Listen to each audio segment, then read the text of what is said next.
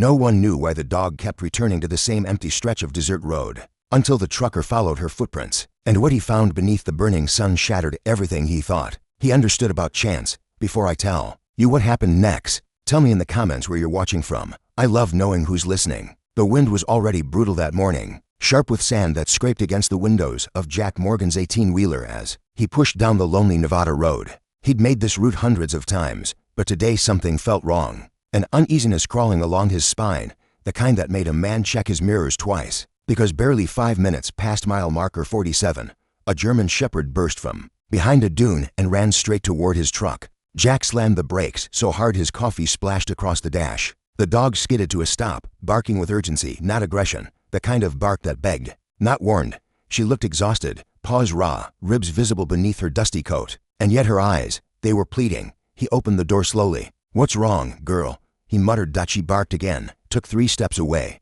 then looked back. Waiting, inviting. Jack's heart hammered.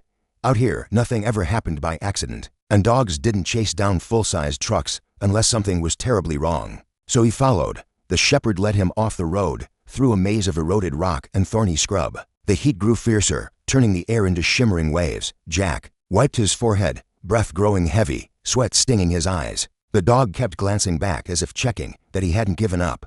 A terrible thought crept in. Someone must be out here. Someone who needs help. He was right. They reached a narrow ravine, shadowed, silent, and cold despite the desert sun. And that's when Jack froze. A man lay slumped against a jagged boulder, hands chained behind him, wrists raw, face sunburned and bruised, clothing torn and dust-covered. A military dog tag glinted weakly against his chest. Jack's stomach dropped. A Marine. The shepherd whimpered and nudged the man's shoulder. Jack rushed forward, pulse pounding as he knelt beside him. Hey, can you hear me?" Jack shook the man gently. The Marine's cracked lips parted. "Water, please." Jack pulled the half-full bottle from his cargo pocket. The Marine drank with shaking gulps before whispering something that chilled the blood in Jack's veins. They left me here. Thought I'd die before anyone found me." Jack scanned the ravine walls, steep, enclosed, perfect for hiding something. Or someone.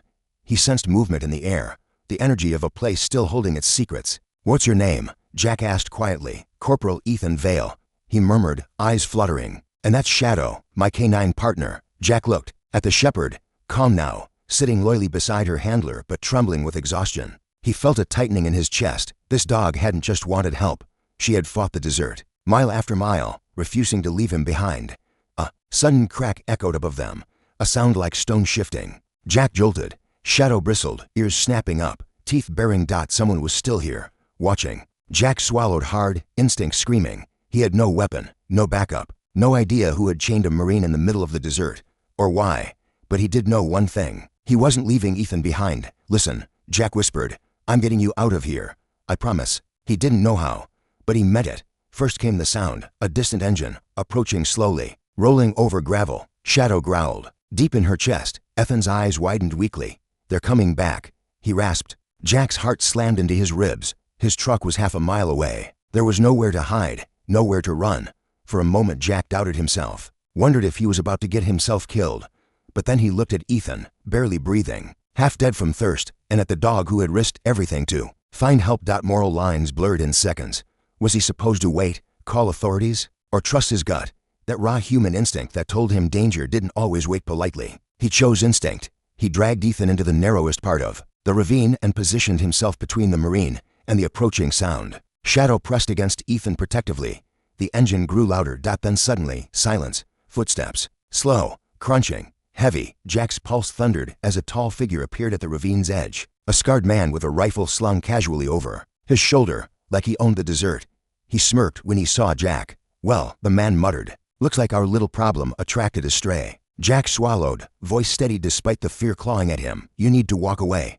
Now." The man laughed, actually laughed. "You think you're some kind of hero, trucker?" Jack stepped forward.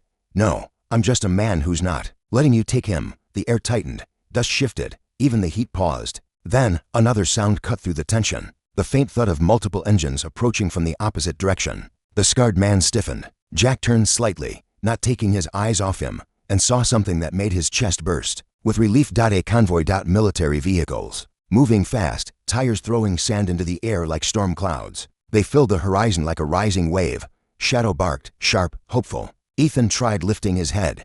The scarred man spun, panic flashing across his face. In seconds he bolted up the ravine wall, scrambling desperately before disappearing into the dunes. Jack didn't chase him. The Marines would. The convoy roared into the ravine. Soldiers leaping out, boots hitting the ground in a synchronized thunder. A medic rushed to Ethan. Another knelt to steady Shadow, hands gentle, voice soft. "Corporal Vale, we've got you," the medic said firmly. Ethan managed a faint nod. Shadow licked his hand. Jack stepped back as the scene unfolded. Soldiers, working with precise choreography, tools striking the metal chains, cutters snapping through steel that had held Ethan captive. Thus billowed as the team lifted him onto a stretcher. Neighbors couldn't gather in a desert, but the Marines created their own kind of crowd, murmurs of shock, sighs of relief, and the unmistakable atmosphere of justice being restored. A commander approached Jack. "You the one who found him?" Jack shrugged, suddenly shy. "Shadow found me." The commander gave a rare smile. "A good dog always finds her way home." Jack looked at Ethan, weak but alive, and felt something settle in his chest. A truth he hadn't felt in years, that sometimes strangers weren't strangers at all. Sometimes fate nudged you exactly where you needed to be.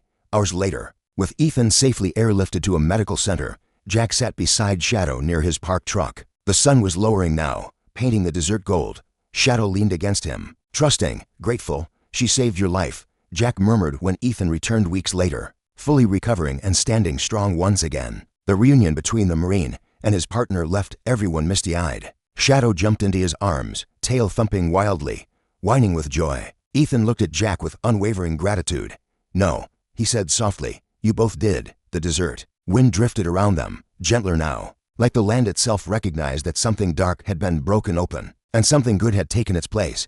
Because kindness doesn't vanish, it waits, and it finds its way back, just like a loyal dog returning to the very road where hope was hiding all along. If you enjoyed this story, share your thoughts in the comments, subscribe for more powerful stories, and let me know what kind of tale you want to hear next. Your support means everything.